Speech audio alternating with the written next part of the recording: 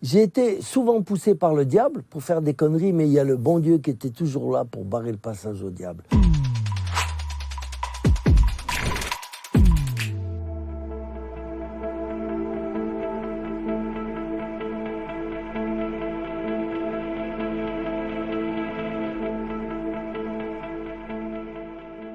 Si je suis devenu violent et méchant et méfiant et tout, c'est à cause des petits cons qui n'arrêtaient pas de m'insulter de moitié-moitié. Parfois c'était sale arabe, sale berbère. Des petits Français qui étaient d'origine hongroise, la plupart polonais, des ci, de là, portugais même ou espagnols, qui se croyaient supérieurs aux autochtones au Maroc. Moi, j'ai jamais compris comment on peut aller dans un pays et insulter les gens du coin. C'est pas possible, ça. Au Maroc, ils se permettaient à l'école, ils me traitaient tous les noms. Mes deux frères, comme c'était des couards, des lâches, ils rigolaient, ils m'aidaient pas. Et moi, je devais me taper avec tous ces petits cons toute la journée. J'avais 2 à 3 bagarres tous les jours. Tous les jours, je rentrais chez moi en haillons, en sang et tout, mais je me battais. Les mecs m'insultaient et tout. Et ça, c'est ce qui m'a poussé à devenir violent et méchant et méfiant aussi, voilà. Ça, j'en ai beaucoup souffert. Beaucoup, vraiment. J'étais quand même français. Mon père est français. Et en plus, dans la ville où ça s'est passé, là où j'ai quand même fait ma primaire, tout ça, mon père était le grand patron de la ville. Il était le médecin-chef de la province et tout. C'était un grand patron. Ah, on me traitait de bâtard, on me traitait tous les noms. Ça a duré longtemps, ça, pendant 5-6 ans. Après, c'était à Casablanca, au lycée Lyoté aussi, je tabassais tout le monde. J'étais devenu un sauvage. C'est-à-dire que j'avais pris les couleurs de ma mère, quoi. C'est vite venu. Au lieu de recevoir l'éducation de mon père, moi, que j'acceptais pas. Parce que mon père, c'était l'éducation chrétienne. Si on te donne une gifle sur la joue gauche, tu t'en la joue droite. Non, c'était pas mon genre, ça. Non. Moi, je lui rendais un coup de poing sur la joue droite. C'est pas pareil. Et donc, ça, c'est vraiment... c'est dommage. J'aurais pu devenir, je sais pas moi, avocat ou je sais pas. Au départ, j'étais pas un méchant, j'étais pas un voyou. On m'a fait comme ça. Si vous prenez un chien gentil et que vous lui mettez des coups de pied toute la journée, à un moment, il va mordre, c'est sûr. Ah oui, il va mordre. Et ben ma mère, elle m'approuvait. Mon père me désapprouvait, bien sûr. Donc j'étais constamment dans les problèmes. Je sais pas comment j'ai tenu tout ça, mais voilà. Le résultat, ça a donné un voyou comme moi. Mais bon, je m'en plains pas. J'ai fait ma vie, c'est peut-être le bon Dieu qui a décidé ça. Parce que maintenant, curieusement, je commence à croire en Dieu, attention. Avant, j'y croyais pas. Avant, je ne croyais pas du tout en Dieu. Moi, je voyais le diable partout. Et il était là. Je peux dire que, surtout quand il m'a mis dans la cocaïne, là, il a réussi son coup, on peut dire, hein.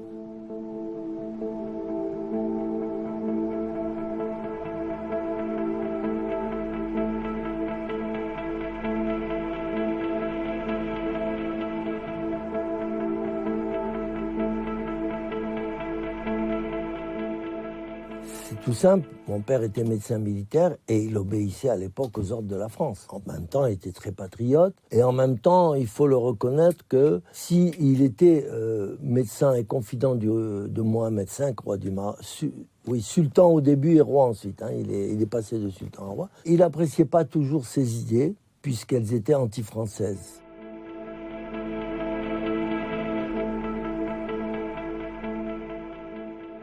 Le maréchal Lyoté, à un moment, avait été sollicité par le gouvernement français pour choisir le meilleur roi qui devait prendre la relève à l'indépendance lorsque les Français devaient quitter le Maroc en 1956.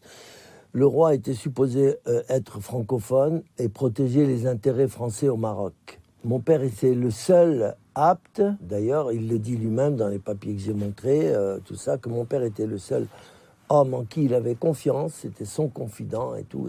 Et à partir de là, la France a imaginé un subterfuge, un stratagème, on va dire, pour le mettre en défaut et ensuite pour le faire assassiner.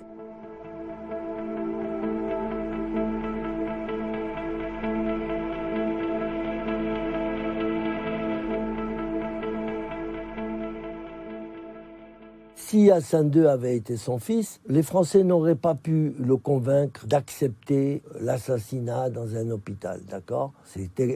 Ça aurait été quand même son père. Et je pense que Hassan II n'aurait pas été assez cruel pour accepter qu'on tue son père. Là, son véritable père, c'est le Glaoui El Pacha de Marrakech. J'ose le dire, je l'affirme, je le confirme. Et si le roi Mohamed VI n'est pas content, il n'a qu'à faire un test de paternité, on verra bien quel gène il a.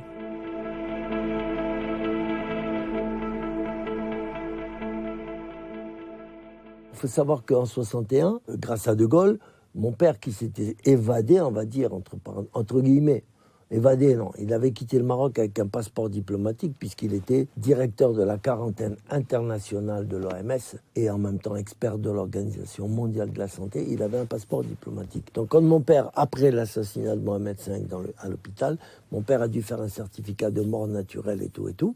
Il a triché, bien sûr.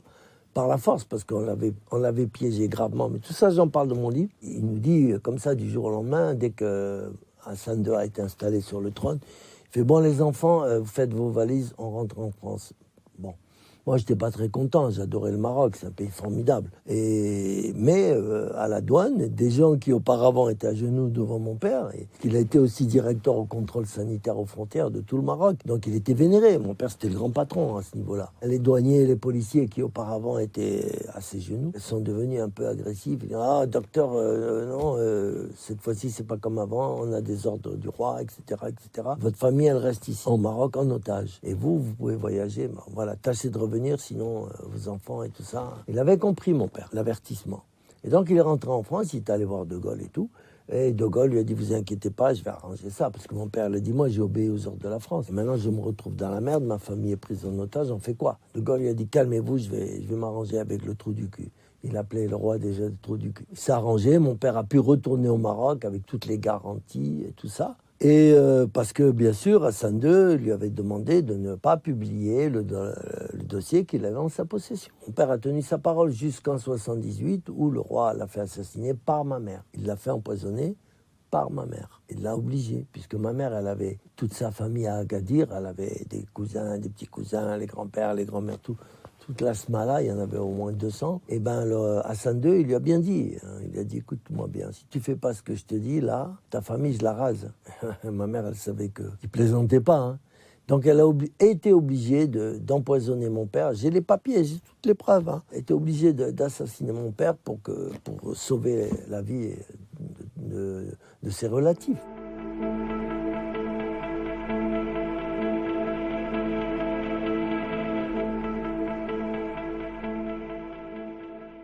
Par la suite, le général Oufkir, qui est intervenu bien après non, puisque les Français, pour être sûrs que Mohamed V, pendant qu'il était au pouvoir, qu'il ne fasse pas trop de bêtises contre les Français, ils ont mis le général Oufkir, enfin à l'époque il était capitaine dans l'armée française, ils l'ont mis comme garde du corps de Mohamed V. Ils l'ont imposé, on va dire. C'est à partir de là que ce bonhomme a grandi et qu'il est devenu un des hommes les plus dangereux de la planète. Et en même temps, c'est lui qui dirigeait le Maroc. Hassan II même avait peur de lui. Tout le monde avait peur de lui.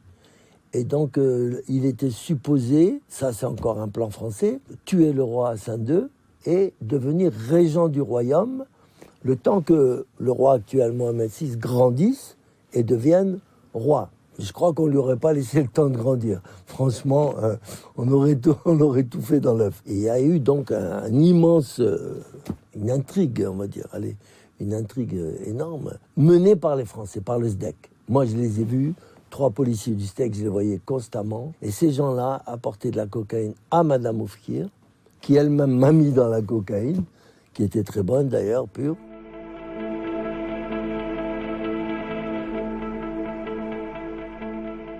J'ai été piégé. Moi, j'ai cru au grand amour. Et à la fin, je me suis rendu compte que je n'avais été qu'une marionnette et que j'ai échappé à la mort. Hein. J'ai échappé, ou en tout cas, à l'émasculation. Parce que le général Oufkir, lui...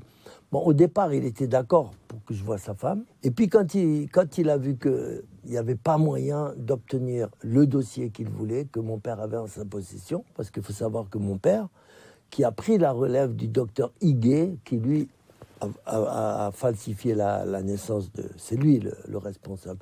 Il est mort. C'est un Antillais, docteur Higuet, qui était le supérieur de mon père.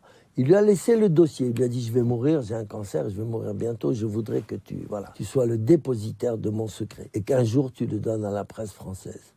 Ça, Oufkir l'a su, parce qu'il était quand même le patron des renseignements au Maroc, ministre de l'Intérieur, il avait accès à tout. Il avait deux possibilités, soit le délégitimiser, soit le tuer. La première n'ayant pas réussi, la première solution, c'est-à-dire d'obtenir le dossier de mon père qui pouvait le foutre en l'air. Il est passé aux actes avec l'attaque de l'avion dans le ciel, l'attaque du Boeing. Et le général Oufkir était très susceptible de tomber sous le pouvoir de la cocaïne et de faire parce que c'était elle en fait la patronne. Lui était un homme très dangereux, mais devant sa femme, il était rien. Il lui passait tout.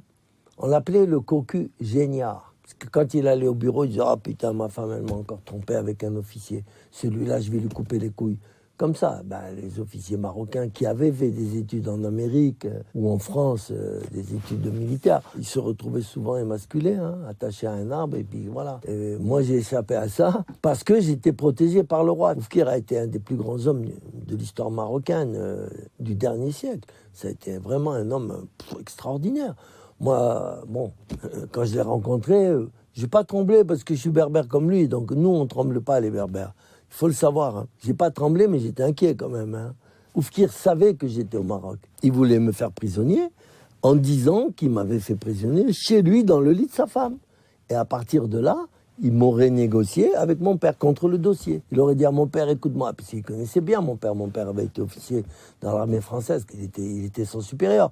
Il lui aurait dit, écoute-moi Jean, moi j'ai ton fils là, et je l'ai chopé dans mon lit, ça va pas ça. Normalement, je sais que tu es protégé par Hassan II, mais là, il n'y a pas de protection. Il est chez moi, déjà, dans le lit de ma femme, parce qu'il croyait que j'allais partir en Égypte. C'est ce qu'elle m'avait dit au téléphone. Il s'est introduit dans mon lit avec ma femme. Moi, normalement, j'ai le droit de lui couper les coucougnettes ou de le tuer. Maintenant, je le garde, et si tu me donnes pas le dossier... Voilà. Mon père, après, m'a dit, c'est ta faute et tout. Quand j'ai demandé le dossier, il m'a dit, non, moi, je t'avais dit de pas te fourrer dans ces histoires. Maintenant, tu te débrouilles. Mon père, c'était l'honneur, peut-être même avant sa famille. Je veux dire que, à lui, une parole donnée au général de Gaulle et au roi du Maroc, c'était une parole donnée. Il aurait été jusqu'au bout. Il l'aurait tenu. Je sais pas. La vérité, il semblait vouloir aller jusqu'au bout, mais après, je sais pas ce qui serait passé à la dernière minute. Mais ce que je sais, c'est qu'après ça, quand Oufkir a vu que mon père ne voulait pas lui donner le dossier, déjà, son coup à Rabat n'a pas réussi. Pour commencer. Après, on m'a monté un autre coup à Marbella. Et c'est là que j'ai été en contact, en tête à tête avec Oufkir, qui m'a dit, quand je suis venu, je suis rentré dans sa villa, parce qu'un de ses gardes du corps qui était berbère de la même région que ma mère et tout, la même tribu, des Aïd Baha, il me dit, fais demi-tour, casse-toi. Je dis, pourquoi je vais me casser? Il dit, il y a Oufkir qui est là. Je dis, alors, je m'en fous, moi. Qu'est-ce qu'il y a? On est en Espagne, qu'est-ce qu'il va? Mais non, fais pas le con. Moi, je suis rentré. Et Oufkir, il m'attendait avec son petit short, ses lunettes noires, son cigare et son verre de whisky à la main. Et puis, voilà, puis la coque à tout va. Il m'attendait, voilà le coq qui fait trembler ma basse-cour. Je me souviendrai toute ma vie de cette phrase. C'était génial. Et sa basse-cour, en fait, c'était sa femme, sa fille, sa sœur. C'est vrai que je voulais toutes les baiser, moi, mais normal. Mais c'était pas facile. Tout le monde se surveillait. Tout le monde surveillait tout le monde là-bas. Il n'y avait pas moyen de déroger.